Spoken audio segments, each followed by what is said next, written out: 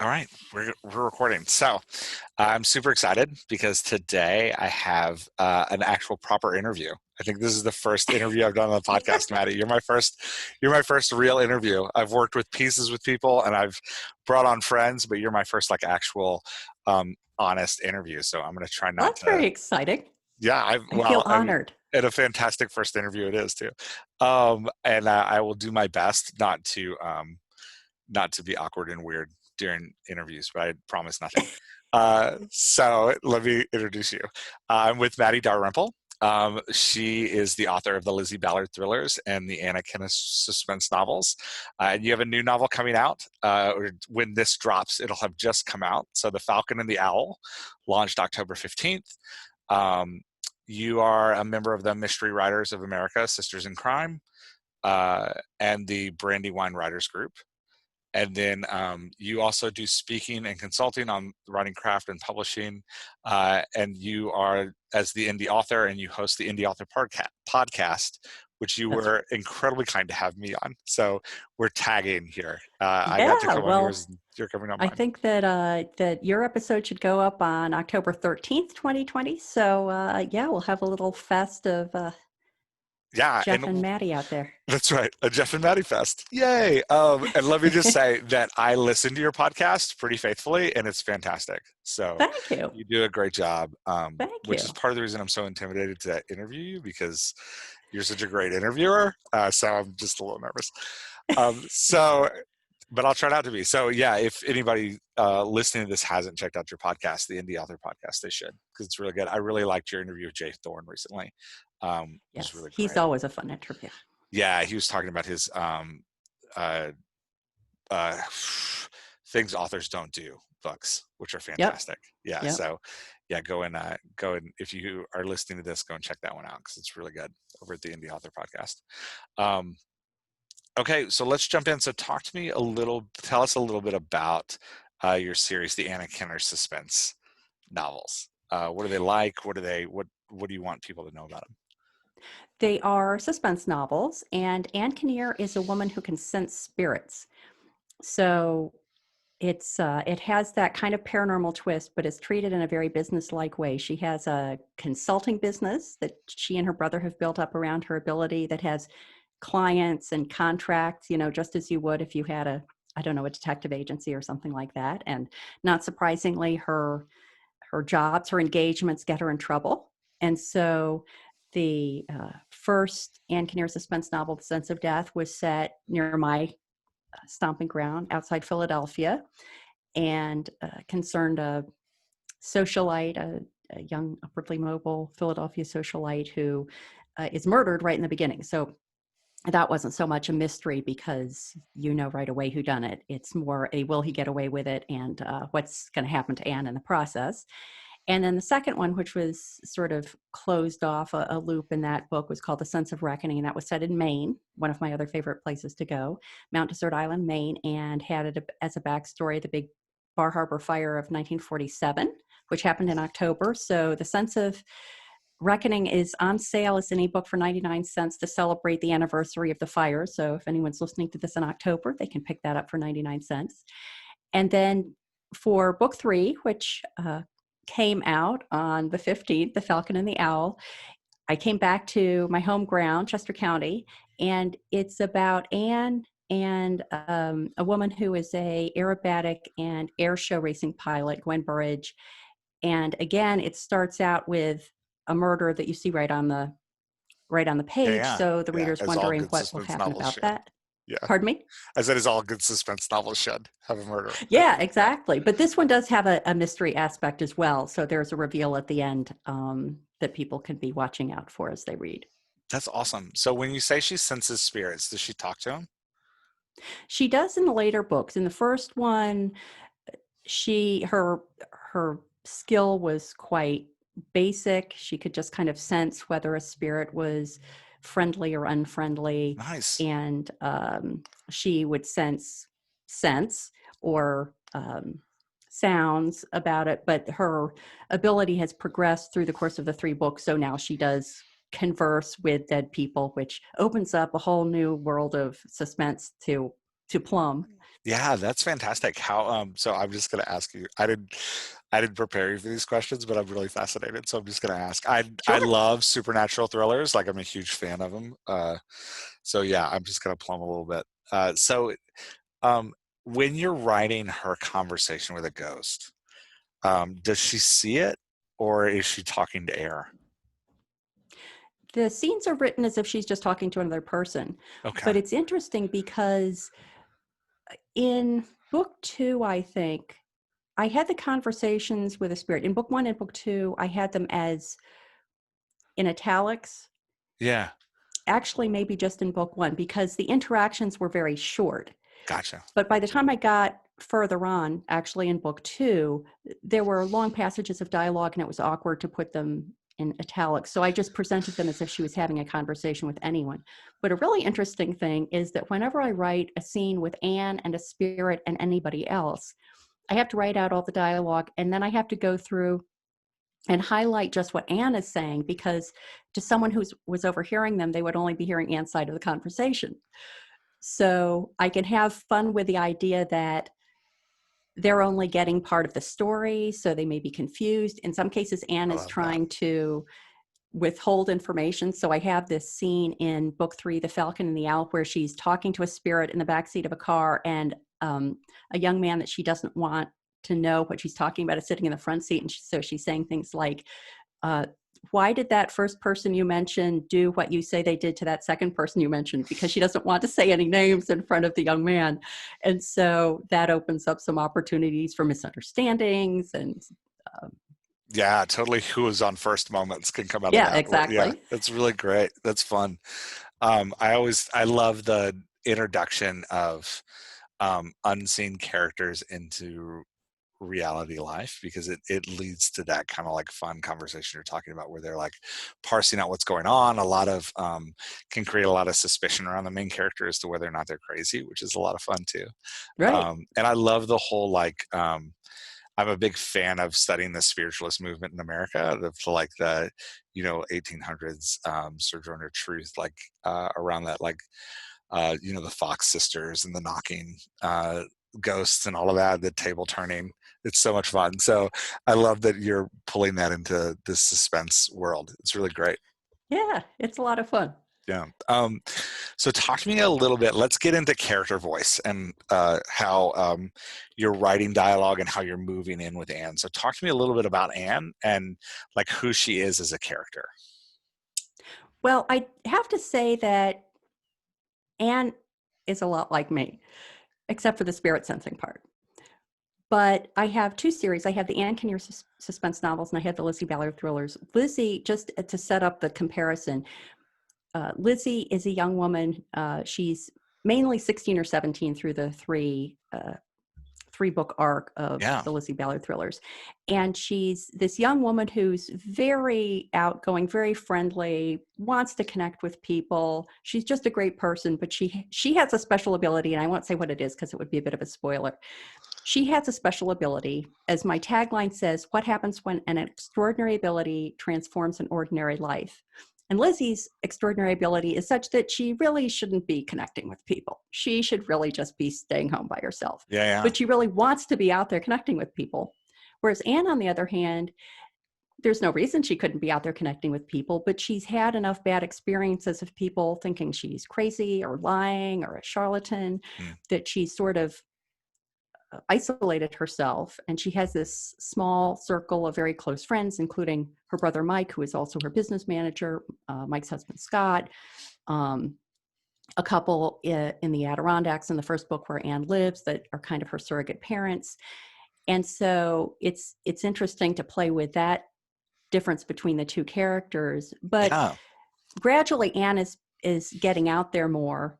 And I also think it's having more agency. Like I look back on the first one and I realize that because I was kind of writing myself, it didn't occur to me to really delve into the character too deeply. Sure. And so a couple of people got to the end and said, that was great, but I really wish, I'd learned more about Anne. So I'm trying to remedy that in the later books. And I think Anne is just in some ways becoming more comfortable with her ability, but there's a facet of that that's kind of a key undercurrent of book 3. Oh, yeah. So talk. It's interesting that you brought up that you wrote one protagonist that was different than you and one that was with you. Which did you enjoy more? I I know think that's a that weird question. yeah, Yeah. I like writing Lizzie more. Okay. It it wasn't that I enjoyed it more, it was more engaging, because writing Anne was just basically like writing me, Yep. except if I could see spirits. That's fun. And I remember my editor reading a passage in book 3, and he said, she's coming across a little snarky. And I was like, yeah, she is. He said, as long as you're Great. aware. Um, but it was fun to put myself in the position of someone who would really not like the COVID self-quarantining. I mean, Yeah, yeah. Liz wants to be out there. Anne would be like, this is great. I never have to leave the house again. It's really funny. Me and my spirits, we can just hang out in the living room all day. Yeah. Yeah, I think it's fun. I tend to find a balance between the two. Like when I'm writing a character that is just in my voice, which is, I think everybody does that at least once, like writes their protagonist, which is like, this is just me, but as a spy, or this is just me, but Yeah. as a cook, like whatever the thing is. I think there's an ease and like a comfort that falls into that. I don't know about you, but I also find that I get bored. Like writing myself, I get really tired. I know those books don't usually go very long. They get cut off short because I get tired of my own voice. But on the other end, writing characters that don't sound like me and like intentionally pushing a character away from me, like you did with Lizzie, can be more of a challenge, because I find that like I really have to focus in on the voice that I do that. Did you, when you were writing Lizzie, were there any uh, things that you did to like build up her voice? Before I ask you that, let me share so that I don't just put you on the spot. So things that like when I'm writing another voice, I'll do like weird physical postures to like get into character. So like I'll actually like, if I'm writing, there's one character I wrote that was more of a slacker, I'd like intentionally slouch when I started writing Interesting. him.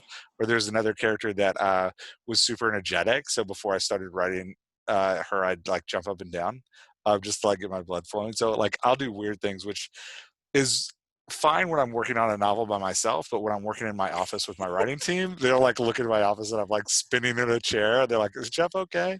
So, so Ah, he must be writing Fred, the yeah, the crazy chair spinning guy. yeah, the crazy dizzy guy. So all that to say, like I don't expect anybody else to be doing like weird body motions. At the same time, what kind of do you do anything to get into voice when you're writing Lizzie, or do you do anything to like figure out like to recapture that voice when you're picking her back up? Not things like that, Well, but yeah, I mean, I'm a little nuts, but I think that in general, I see all the scenes playing out like a movie. And nice. I think if you're picturing a movie, you don't put yourself in every character. Yeah, yeah, You mentally cast the movie with the appropriate people, and so by the time I go to write it down, I think it's pretty differentiated. I will say, however, that I don't have children, and when in book 1 of the Lizzie Ballard thrillers, Rock Paper Scissors, it starts out when Lizzie's very young, gotcha.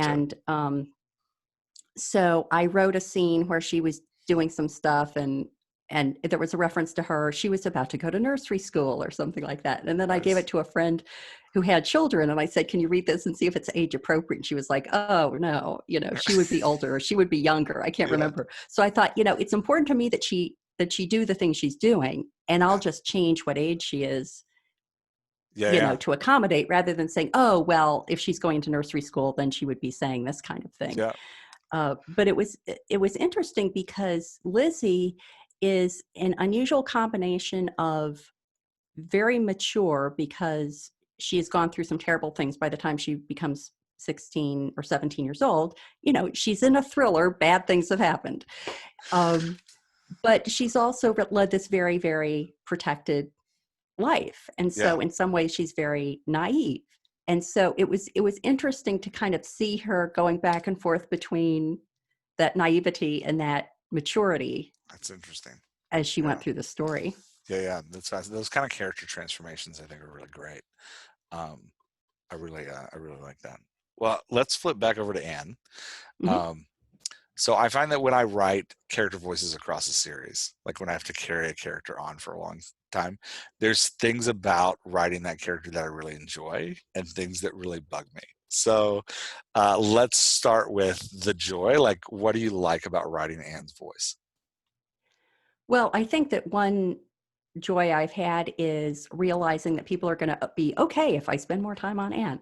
And so that's been fun, being able to explore that more and being able to explore her relationship with different characters. Like one of the reasons that I love to read series is that, if you're just reading a standalone book, you have some very defined relationships. There's Anne and her brother, and then her brother and her brother's husband, and Anne and her mentor, and the detective Yeah. who's investigating it that really doesn't have anything to do with Mike's husband. And but if you do it over a series, then you get to trace all that network of relationships. So in the second book, The Sense of Reckoning, I had a lot of fun with Scott, Anne's brother-in-law's relationship with Garrick, her kind of sometimes mentor, sometimes competitor, that I never would have gotten if it had been a standalone book. So I Yeah. think that's one of the joys of a series, that you can delve more deeply into those kind of relationships. Yeah. Totally getting to explore those side characters. Which one's your Yeah. favorite? Which Um, side character is your favorite? Garrick Mazur is my favorite. So Garrick Mazur is think of Christopher Lee. I think Christopher Lee is the one who played Sauron in the um, Lord of the Rings movies. Yeah. Do I have that name Wow. right? So picture him, except younger and with black hair, and that's Garrick. And he's very, very formal, very irritable, irascible kind of person. And at first, he just feels like Anne is this, novice. And then it's Anne progresses in her abilities, she becomes more of an equal, but also more of a competitor. And so, Interesting. um, Garrick really doesn't like anybody, but I think he has a soft spot in his heart for Anne until she starts stepping on his territory, and then he doesn't like that. That's So great. That's a great relationship to explore. Like that's a lot of yeah, fun. it's super fun. Yeah. I just love Garrick. Yeah. How is talk to me a little bit about how his voice is different than Anne's. Like when you're writing the two of them, how does he sound different? Well, very formal Oh, nice. and very short. Like Okay. when he answers the phone, he says yes. He doesn't say Nice. hello. I like that. Um, not smoothing over silences that other people might fill with talk. Yeah. Yeah. So if he has something to say, he'll say it, and then he's done That's until he great. has something else to say. Yeah. So all those things are fun. And it was funny when I was just to delve a little bit into the audiobook side. I have two narrators for my two series. The woman who narrates the Lizzie Ballard books does much more of a performance. Okay. So the voices are very differentiated.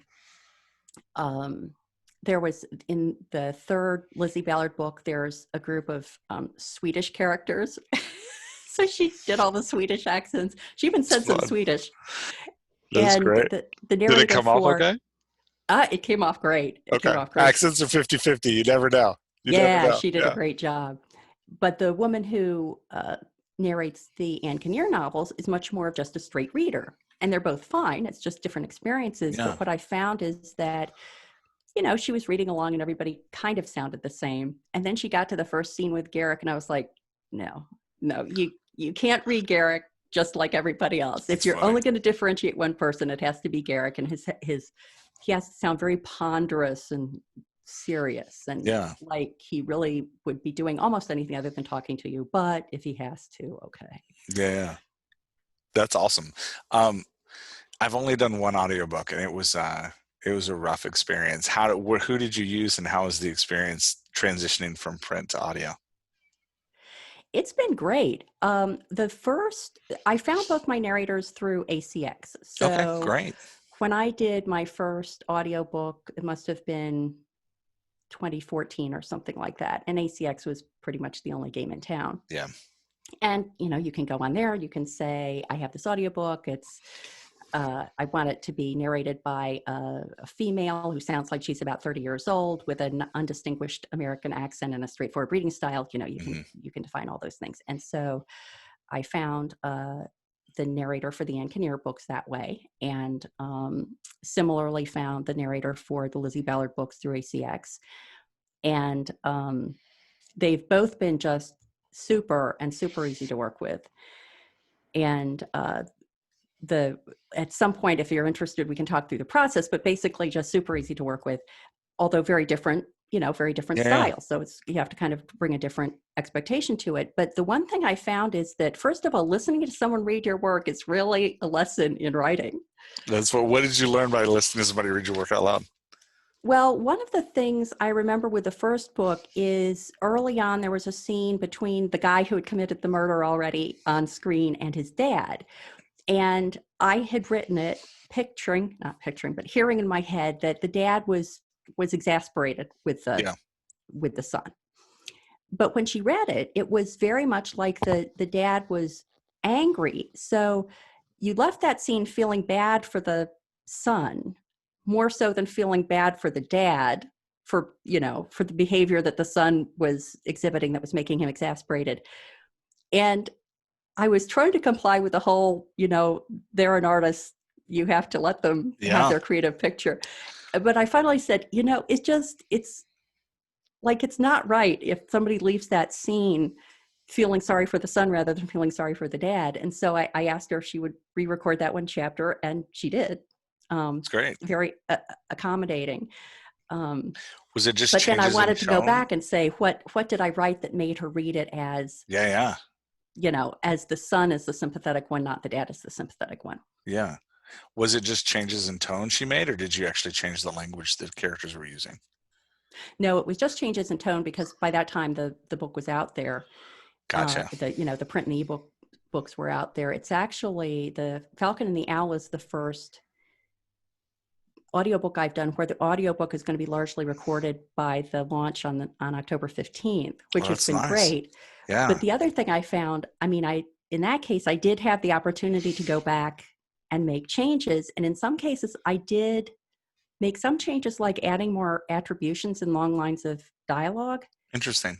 Because I think that if somebody were reading it on a page, they would understand who was who. Yeah, well, you can see the paragraph spacing. It always helps. Because you can see the paragraph spacing, exactly. But if someone's reading the dialogue and they are not dramatically differentiating the voices in it, then you can kind of get lost. And I thought, well, if I'm getting lost listening to it, maybe someone's going to get lost reading it. So did you find it easier to put the attributions at the front or at the back of the dialogue tag?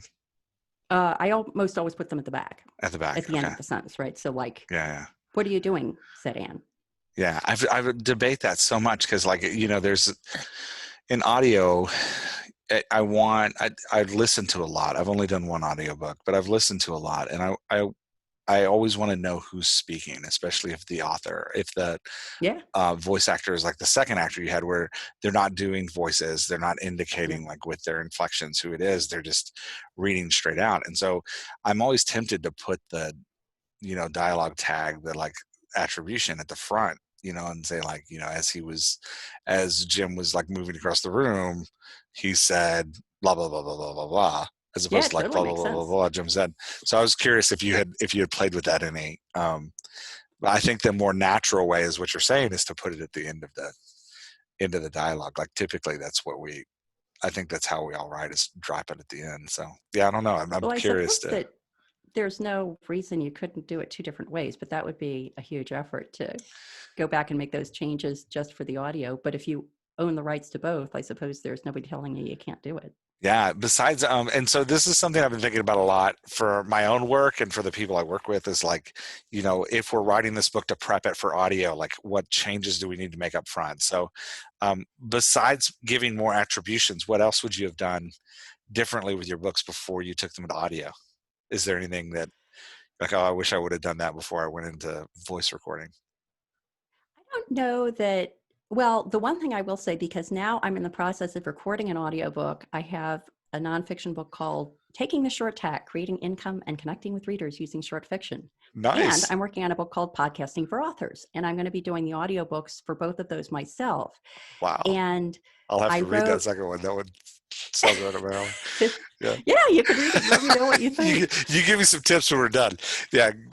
Go ahead. Well, Sorry. Didn't mean to I interrupt had you. written the first one with Mark Leslie Lefebvre of currently of Draft to Digital, originally of Kobo, Yeah. and he was originally going to do the audiobook, and then stuff happened. It made sense that I would do the audiobook instead, and I started reading it, and there are just some phrases that I would never write again after trying to read them in an audiobook, like frequent rewards. That's really There's funny. really no way to say frequent rewards without a giant pause in between them. That's great. So sometimes it's just like the mechanics of saying it. I would change it so that I didn't have phrases in there that I found difficult to pronounce. That's fascinating. Yeah. But the other thing that I always sort of struggle with, and this is a little bit independent of audiobooks, but it has a huge impact on audiobooks, is I know that the advice is that you don't say, like, she said angrily, or she said patiently, or she said whatever. Yeah.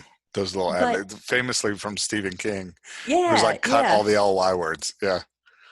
Although I think even he admits that, he doesn't cut them all, but I just haven't reached that point in my writing career where I can think of a non-awkward way of avoiding that. And Yeah. if you're It's doing it for tough. audio, then it's a very clear indicator to the person who's reading it, Yeah. because it always seems the alternatives are like, she said as her face became red. Yeah, you could say that, but you can say it with one word if you just say angrily. Yeah. Yeah. Absolutely. Yeah. And I think, I think the ideal that is super hard to get to, that I wrestle with all the time, is how can I change the words they're using to express that they're angry? But for some character voices, that just doesn't work. Like that's just not. You can't. Their words need to stay solidified. So yeah, it's weird, and I can totally see how moving into audio would you'd want to use even more of those because you want to make it clear, not just to the listener, but also to the reader. Yeah, How things are. exactly. Yeah. Yeah. Yeah, when I recorded my audiobook, the guy I worked with was a fantastic guy, but he and I just weren't on the same page as to like um, how things should sound. So I ended up making him do every chapter like 2 or 3 times. It was rough, Wow. and And then did you ever talk to him again? no, I haven't, and I don't think he wants to talk to me either. He was a fantastic voice actor. He's really great. We just weren't on the same page with how it was coming out. There's one scene in particular. I remember I had a scene of 3 people sitting around a table, and they were all talking, and they're just kind of, one of them's a child and 2 of them are adults, but one of the adults is acting like a child. So you have this kind of like mocking scene where where the child and the adult are quasi teasing the other adult. And I remember the first time, and I had no dialogue tags in it because I felt like I'd written the voices clear enough so that I didn't need to attribute them. You can just read it and see who it is by the language they're using. And it, like you were saying, it worked great in script because you could see the paragraphs, you could see who was stopping and who was starting each sentence. So like it was very clear, like, oh, person A stopped talking and person B started talking, and now person C is talking. When he read it, I could not tell who was speaking to whom. Like it was just, it Yeah. was crazy. And then the tone of it was supposed to be kind of jovial and fun, and it was so dark. I was like, Yeah. no, like this isn't. Yeah. So yeah, just going back to say, like, it's that transition from um, working with script to working with audio is really different, and some screenplays really have an advantage over us. So the format I use in my day job is more like a screenplay, and in a screenplay, you're the name of who's speaking is right there at the Yeah. and then I'm like Daryl colon, and and you also can have acting directions in there that are like meekly, but they don't actually get said out loud, so you get to Yeah. cheat a little bit. Yeah, anyway, I think that's a really nuanced problem that we have as authors, is figuring out how to express how something is said without just dropping an ly word at the end of every dialogue tag. It's such a weird creative art we have to kind of Yeah. master now. Well, the other example of an audio consideration that I never thought about until I listened to it is that in one of the scenes, there was a big climactic scene in one of my books where one of the characters falls and breaks her nose. And so I said, what just happened? She said, sounding like she had the world's worst cold. Well, the poor audiobook narrator, she's like, oh, she sounds like she has the world's worst cold. Okay. Oh, what just happened? She said. Oh. And I started laughing when I first heard it. And every time she would say some dialogue in this character's voice, and I really think she was holding her nose when she said it, which is totally the way the person would have sounded. Yeah. But I thought about that one for a while, and I finally wrote to her and I said, if that was going to be a funny scene, I would be totally all over this. But this is supposed to be like the big That's you know, funny. the big climactic scene, and we don't want people laughing. I said, if you could just dial it back to just a tiny, tiny bit of nasality, that would be good. Yeah. So there are things like that I mean, I knew it was going to be an audiobook, but I never read it with that in mind, thinking, oh, yeah, that's going to be tough. And I think, that's one of the things I think is difficult about writing dialogue just in general, is that like you can't assume tone that the reader is going to have with it, right? Like, for example, the phrase like, are you sure that's what happened? Like say you're in an interrogation, you say, are you sure that's what happened? The tone of that statement, like, are you sure that's what happened, can be reassuring, or are you sure that's what happened, can be skeptical, or are you sure that's what happened, can be doubting, right? Like, so those same words used in different ways can be interpreted differently by the reader. And by the voice actor, and can like really change the meaning of a moment. And so, I think the real art that you're talking about is that, like, how do we get that tone across without just saying like, are you sure that's what happened? He said skeptically, right? Like, so it's a really tough problem to have when we're converting things into that audio, is figuring out how. And as authors who want to, as indie authors who want to keep writing and move to the next book, like, and just keep moving forward, the more we can do to plan for that in advance, the more time we'll save on the back end from like having to re-edit the script for audiobook and all that kind of stuff. So I appreciate you talking about all that, because it's a big struggle, I think. So this is a fun question in the back of my mind. When you heard Anne's voice read by somebody else, how close was it to how you had it in your head? Well, all the Anne books were read by the narrator, who was more of a reader, not a performer. And so Anne's voice didn't stand out dramatically. I mean, I hired this woman because she has a lovely voice. Gotcha. And when I was auditioning narrators, sometimes I would just listen to them for a couple of seconds, and because Anne's the protagonist, you kind of want it to sound like her. That's absolutely the voice you default to. And so I would just eliminate anyone that had a voice that sounded older than I pictured her to be, or sounded younger than I pictured her to be. So I had kind of defaulted to the voice that I thought sounded like Anne. So that wasn't smart. Much of a challenge. Of a challenge. Yeah. What about Lizzie? Did the way Lizzie was interpreted match how she was in your head? Yeah. One of the things that was very interesting about that is that, as I mentioned in the first Lizzie Ballard book, Lizzie's very young. And so there are a couple of scenes where she's, I don't know, 4 or 5 years old. And I had used one of those. And in the instructions for the people who were auditioning, I said, I know, I need to sound like this. I don't do a little girly voice, because there's going to be a couple of pages of it and people are going to want to kill themselves. Yeah. And there was one person that I really liked, but she kept doing the like sort of Disney-esque little girl voice. I kept writing back to her and I said, no, like nobody's going to listen to that for more than about 15 seconds without going crazy. Yeah. And the woman that I eventually got did a great job of just that a little tinge of a difference to indicate that this is a young girl who's talking, but not overboard. And I really appreciated that. And then it was so fun because she was doing more of a performance and she had different voices for everybody. And it was so fun to hear what she came up with. And I don't think that there was anybody whose interpretation I didn't like. That's And great. one of the things that I would recommend is ask your narrator to read the whole book before they start, because I think that if I had asked my first narrator to do that, where she interpreted the son as a sympathetic character rather than the dad as a sympathetic character, she would have realized that you don't want the son to be the sympathetic character because, he's going to do something bad in a few minutes. So there are times when maybe you don't find out for a couple of pages that someone is very tall, and so they're going to have like the voice of a very tall person, or that they're asthmatic, so they're going to have an asthmatic kind of voice until later. And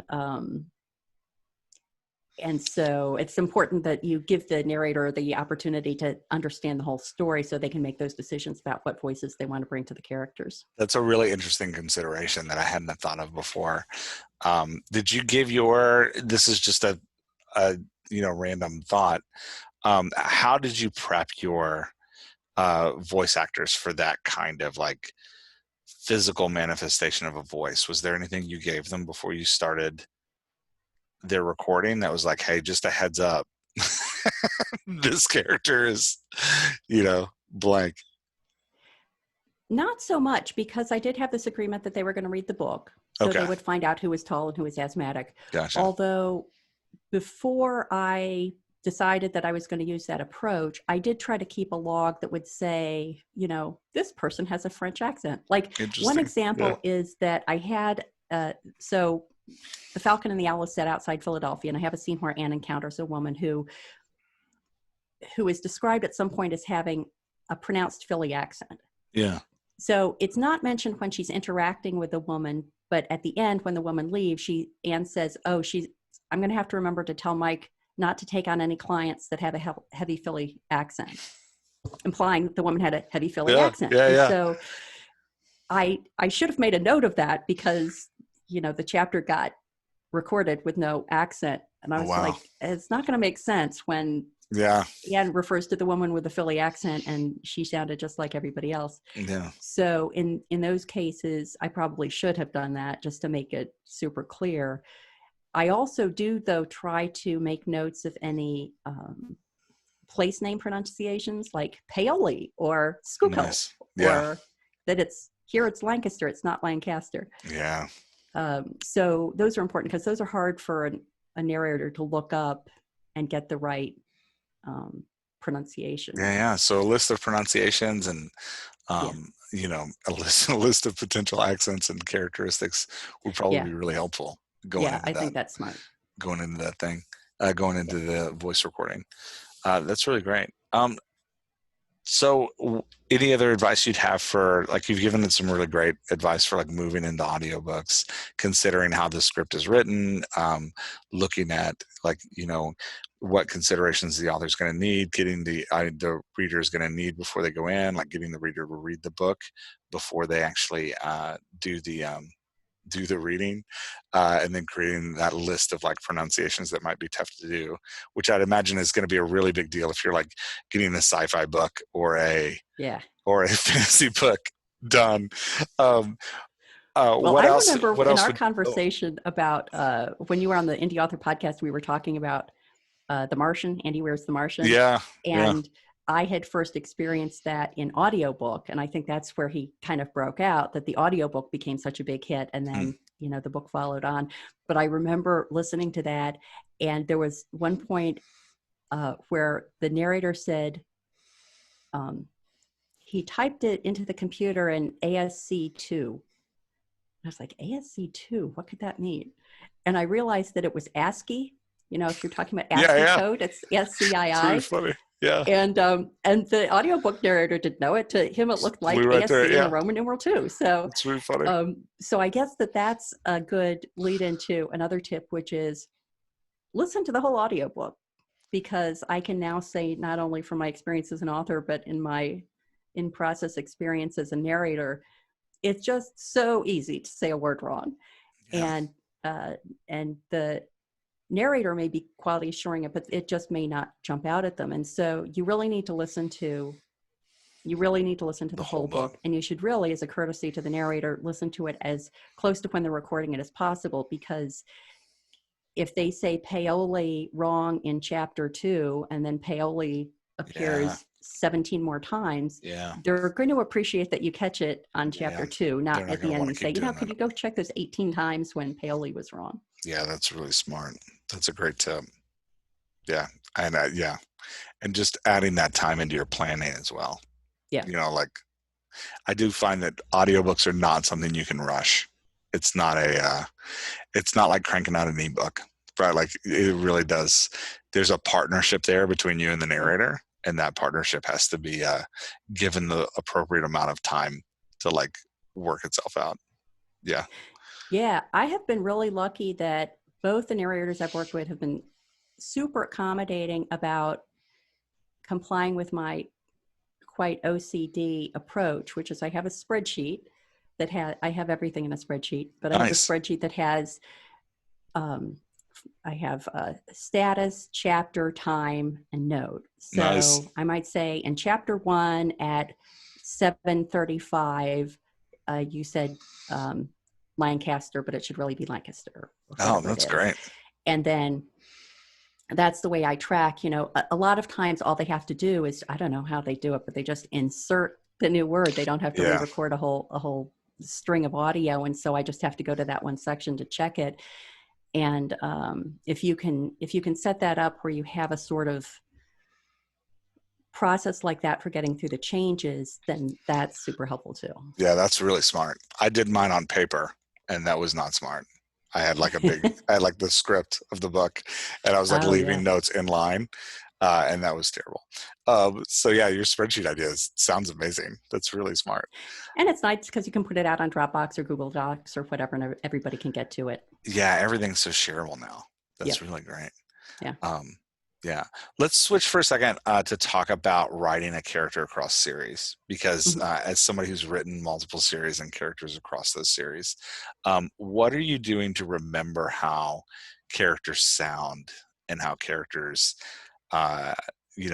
behave and act across a long series? Is it just in your head, or are you using some tools to like keep track of that? It's mainly just in my head. I have more trouble keeping track of like what kind of car did they drive 2 books ago, or did they ever have a pet when they were little? I can't remember. And I am starting to try to keep track of those things so that I don't have to like exhaustively look through all my previous books if I'm introducing a pet.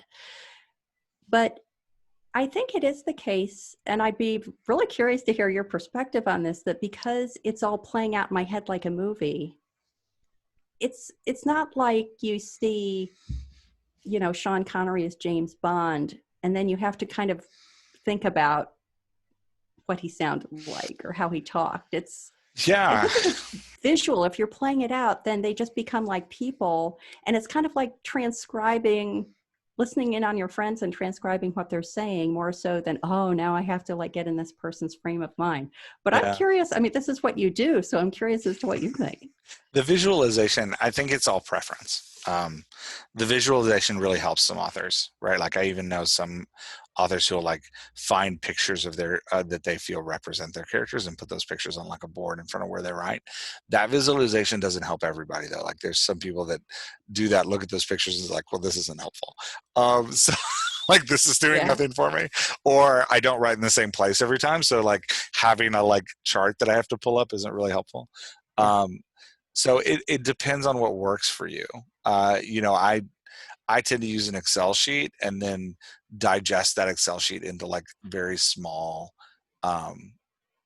tiny segments so that like I can just look at it at a glance with like a couple adjectives for each character is what I do, which is helpful. So adjectives that like define a character's voice, like, like shy, guarded, and nervous, right? Like versus like another character that I'd write, like, excitable, enthusiastic, and optimistic, right? Like, so that Mhm. kind of, those words do more for me typically than a picture, but I am starting to get into the picture thing just for fun. Like, I'm experimenting with it a lot because I think trying new tools is always fun, and it keeps it fresh for me. Like, playing with new tools keeps it fresh. So that Do you being have a said, like, lot of characters in your stories? I do, and part of Yeah. that is because I like writing characters so much. Uh-huh. So my current detective series has 4. The, like, detective team is 4, and then there's the rich guy that always hires them, because why not? Because it became kind of like a Charlie's Angels game to me. So there was like a rich guy that was like, I'll hire them again. He hired them in the second book, and then for the third book, he's like, I'll hire them again. And then for the fourth book, I was like, well, he has to do it again. So so Sure, there's yeah. always, yeah. You've set an expectation. Yeah, so he's got to be in there. And then I bring back a lot of side characters. Like, I'm always returning them. The first novel I wrote kind of forced me to think about this, because that novel had 14 characters in it. There were 3 protagonists, and like, there were kind of 3 different spheres of community that those protagonists engaged in, and so I was keeping track of 14 voices at a time, and Yeah. it was rough. Yeah. um but yeah, other techniques I know people will use is they'll relate voices to people they know. So they'll be like, oh, this character's name is Billy, but it's really Tom from down the street. Like, that's another way they'll do it. The problem with that is forgetting who the voice relates to. That can be an issue. Um, because, like, when you're on book 7 and you haven't written Billy, who is Tom from down the street, for like, 18 chapters, like, then all of a sudden it's a problem. Like, you're like, wait, who is this supposed to be? And all of this to say, like, what we're trying to avoid is what you said earlier, right? Like, we don't want to have to reread the book to get the voice. Like, you Yep. want to keep that voice front and center, and you want to track it over time, just like you're tracking details, just like you're tracking, like, what's the name of the cat, and what's, where did the dog come from? Like, who gave the dog to the person? And, how do they take their coffee, right? Like, all those kinds of things we want to track across time. Yep. So even weird things like, we know that, like, well, I'll use a different example. So, like, if Yeah, you're no, I'm writing, curious. yeah, sorry. If you're writing fantasy, I'm not going back to it either. You're just gonna have to stay curious. If you're writing, if you're Oh, writing a fantasy, like, this is kind of in the realm of the example I was thinking of. If you're writing a fantasy, keeping track of, like, if the sword scabbard is grabbed by the right hand or the left hand, right? Like, yeah. that kind of stuff. Like, as authors, we don't necessarily care. We're like, and he grabbed his sword, and with his left hand he held the. But I promise there will be a reader that's like, he can't grab his sword if he's also holding it with the left hand, because he always grabs his sword with the left hand. It's like, Yep. oh man. So, like, you just gotta, like, that kind of stuff. You gotta track somehow, across the You'd have series. to track it, or you have to take it out before you finalize. Because what I found is that I tend to be super specific about things when I'm drafting. She left the house and turned right and walked down 2 blocks, and then across the street, she went to the coffee shop. Yep. And it's in there until like the last edit, at which point I say, she walked down the street to the coffee shop, because really nobody but me cares that she turned left to do it. Yeah. And Yeah. that's Those kinds of exactly the kind of details. thing that can trip you up. Yep. They kill me. That kind of stuff kills me. I'll also find myself writing conversations that are completely pointless, but I was having a great time. Yeah, So I'm yeah. just like, You just have to make sure you get them out before you publish. yes. I'll be reading through it. I'll be like, man, these 3 pages were a lot of fun for me, but, like, I don't think anybody else is gonna like them. But yeah, yeah, absolutely. Any other advice for somebody writing across the series and maintaining character voice across the series? I do think it would be hard if I was flipping back and forth. So Mm, I know some authors who are working like 2 books simultaneously with yeah. 2 separate groups of characters, and I think that would be hard, because I've been, once I start in on a novel, I do other writing. Like, I could do nonfiction writing, but I couldn't write 2 books at the same time, because I think that would be too hard to jump back and forth. Yeah. It is tough. I'm doing 4 characters at work right now. 4 different characters at once, and Wow. That's where like stupid tricks like posture come into play, because it allows you to flip back and forth between like, okay, now I'm getting into this voice. I for my novels, like when I'm writing 14 characters in a nonsensically complicated novel, that I'm about to rewrite. So I'm about to rewrite it, which will be great because it was my first novel and it's nonsensically complicated and it needs more. It needs work. So I'm going to redo Maybe it. it's really like 5 novels. Yeah. Don't tempt me. So don't tell me. It's one. It just needs to be focused. And the voices need to be. I've learned it. I wrote it 6 years ago, and I've learned a ton about voices since I started playing with it. But so yeah, all that to say, like when you're flipping in and out of voices like that, physical manifestations of things you can do can help bring that voice back. So it's not necessarily that like that character always slouches, so I need to slouch to write that voice, but it is like I connect in my brain that character's voice with a slouch. So if I slouch, it helps that character's voice. Or like sometimes I'll relate a character in my head. I'll like map a character in my head with like a certain drink. So if I'm going to write a scene that has a ton of that character in it, I'm going to go get some lemonade, right? Like, because I know that like I've connected that character's voice in my head with a map of like, oh, this character tastes like lemonade. So it just kind of helps Very me get into interesting. that. It's just a weird, stupid trick that like can help you remember character voices over a long time, is connecting them with Yeah. something physical, so that when you do that physical thing, it starts to bring the voice right back, right? Like that feeling connects to the mental track. And it doesn't, the ritual, whatever ritual you're using, doesn't necessarily need to be directly related to the voice, right? Like, so even something as simple as like, okay, if I'm going to write a scene for this character, I got to put a baseball cap on, because something about having a baseball cap on speaks to me about the character voice. And Yeah. when I first wrote and edited the character, I had a baseball cap on.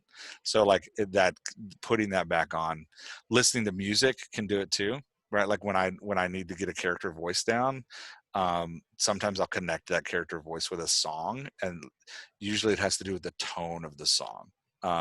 So for the mystery series I'm working on right now, Moneta, the main character, has a very Stevie Wonder tone to her. Old Stevie, not new Stevie. So not I just called to say I love you, but like older Stevie stuff.